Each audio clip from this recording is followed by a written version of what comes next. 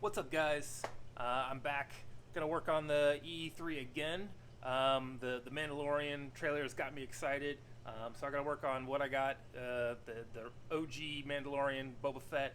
I'm gonna pick something off my list of things I gotta do for that and get cracking on it. So let me find what I'm gonna do, and we'll make a plan. All right. So we got sand barrel smooth. Yeah, that's a big one. That might be the thing. Cut T-tracks. That's, well, stain and finish the stock. I'm not gonna do that yet. I gotta buy the stuff for that. Cut T-tracks. Glue T-tracks.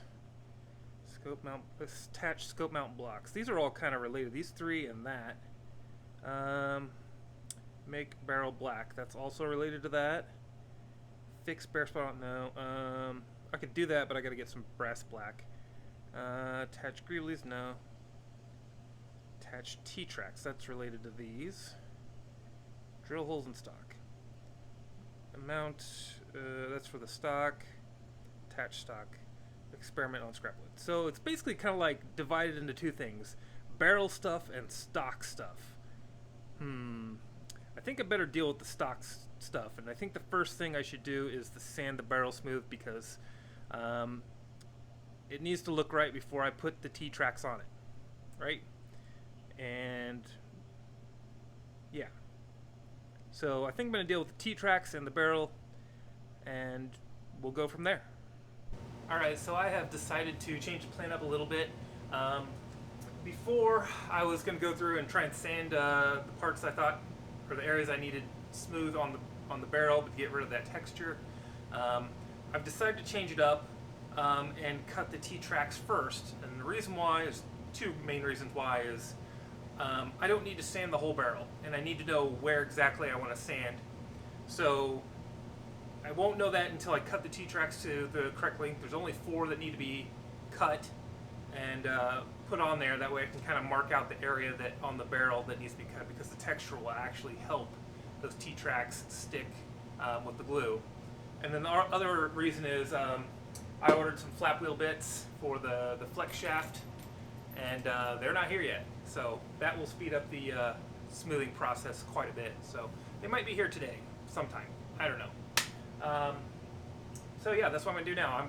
First thing I'm gonna do though is I'm gonna true up the ends of these T-tracks. They are just not quite straight, so I'm gonna take my little bench sander and just zip them straight real quick, and they'll be good to go. Alright, so here's the setup I've done. I've taken this miter box and just used a speed clamp and clamped it onto the side. It's got a little lip here on the bottom, so it's pushed up against this edge of the edge of this table, and it should be 90 degrees. Got my little square here, and I can see it is 90 degrees. So now I can go much faster. I can just set these on here, push them against, zip, zip, zip, and flip them around, do the other side, and they'll be done.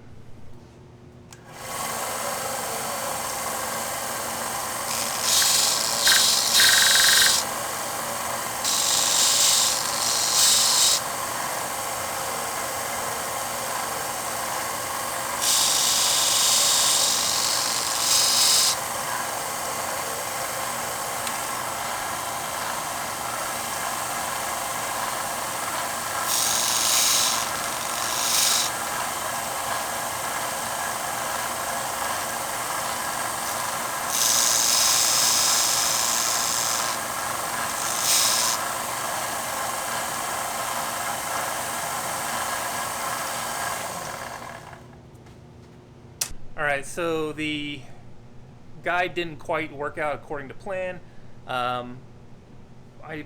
Apparently the backing of that holds that belt is got a bit of a curve to it, so when I push it up against the side edge and then push it into that, it put a slight angle on it. I'm like, that's not what I want, but it still worked out because I was able to put my finger there in a brace and center the T-track as I pushed it into the belt, and that worked out just fine. I had to eyeball it, but it's not that hard to do. So that's why you saw me like not using the wall after the first one. So, interesting thing to note. I didn't know about that, so I'll have to remember that.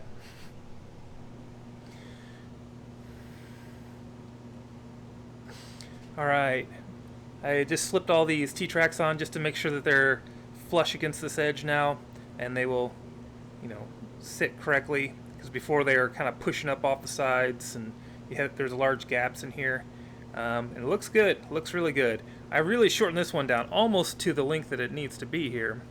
It needs about less than 1/8 of an inch, maybe a 1/16 of an inch, and it's the correct length.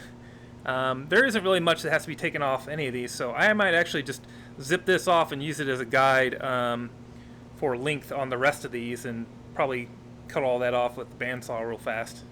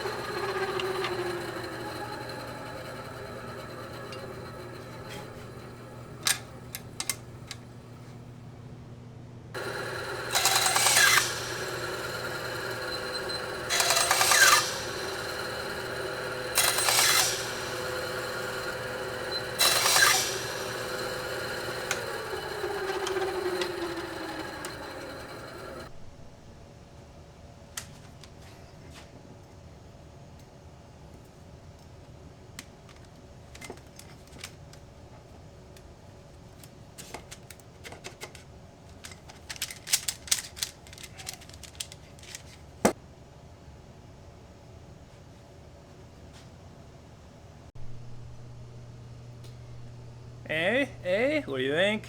It's starting to come together. So good. These things want to shift around all the time. Give me gaps. But, all the same, that's pretty dope. This thing's gonna be enormous. Alright, so I got my new flap wheel bits in. They're freaking enormous. I knew they'd be 2" by 2", but I didn't check the shank size, and the shank is giant. So here's how big they are. That doesn't really give you any context to how much bigger than my other one is that I've had before. There's the shank on it. It's pretty thick. So this is what I'm used to. Yeah. Good thing though is I don't have a Dremel anymore, and these hand pieces can hold a variety of sizes, so that fits. That'll work. This is the 6mm size, up to 6mm. So I'm glad I have that hand piece. We'll see how this goes.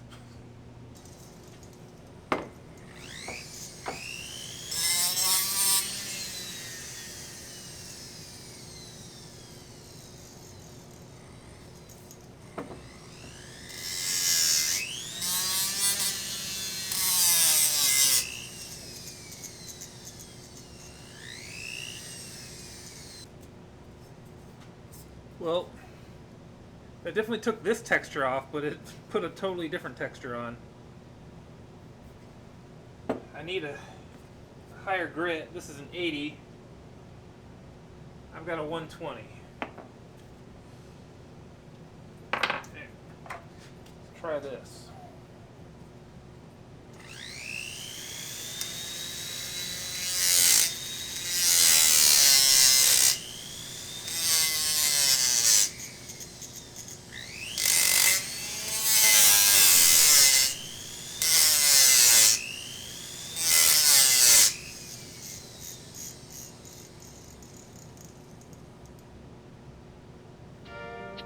Okay, that's smoother.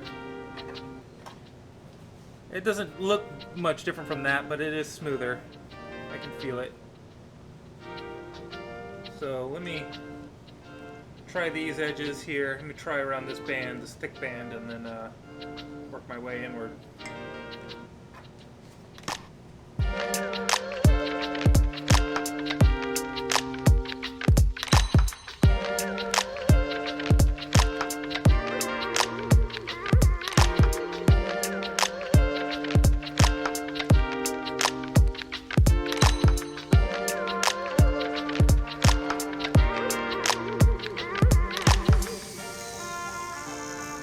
Okay. I realize it kind of looks like crap, but I'll hit it with a finer grit by hand. But it really took the texture off. I mean, it really did. There's a few spots I could probably hit, like right here. It feels a little bit groovy, but yeah, it's working.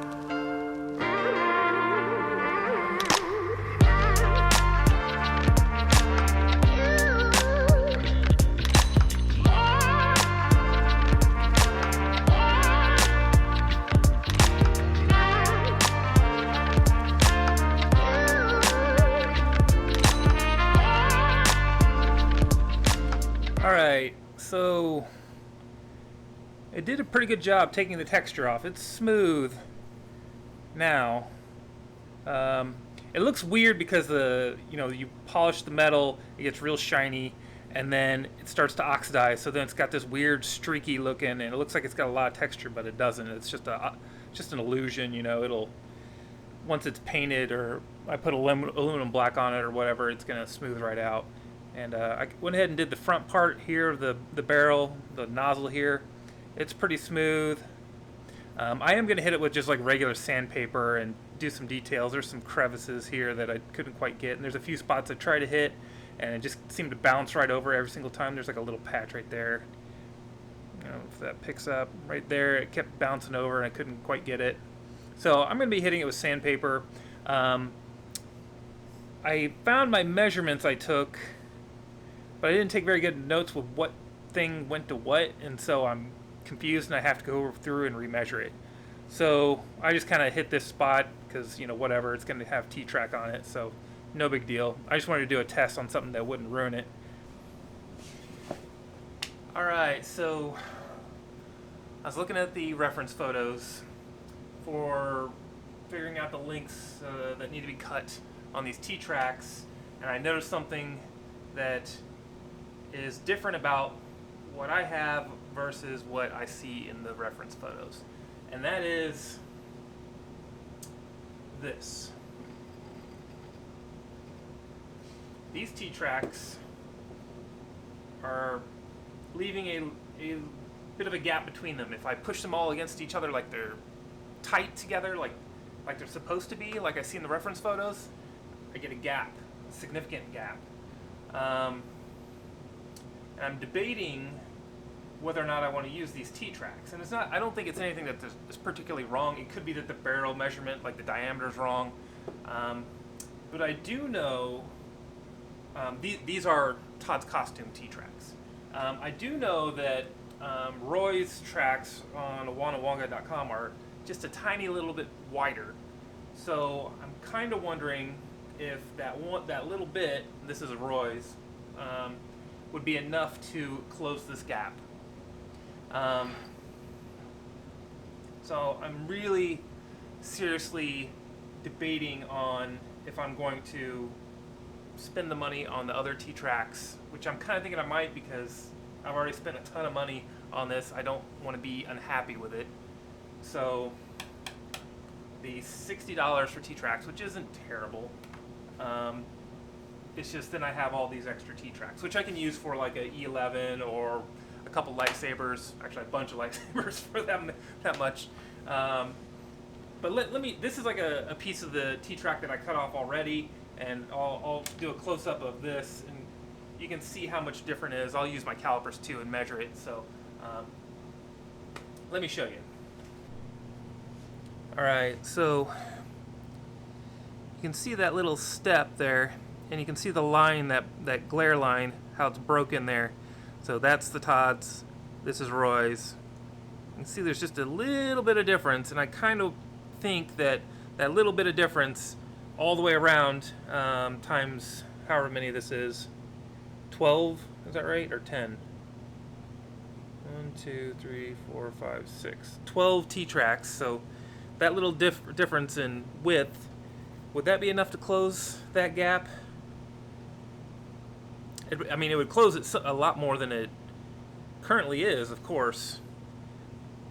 Let me get my calipers.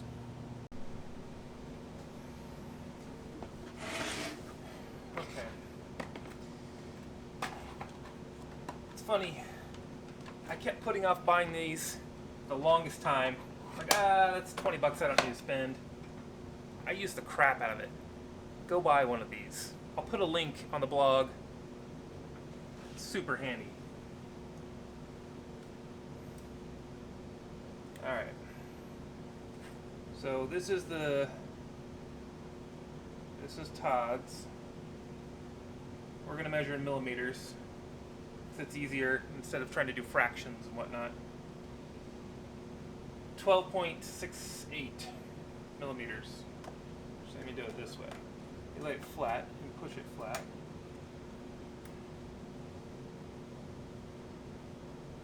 .67. We'll widen it a little bit for the Roy's. Push it flat.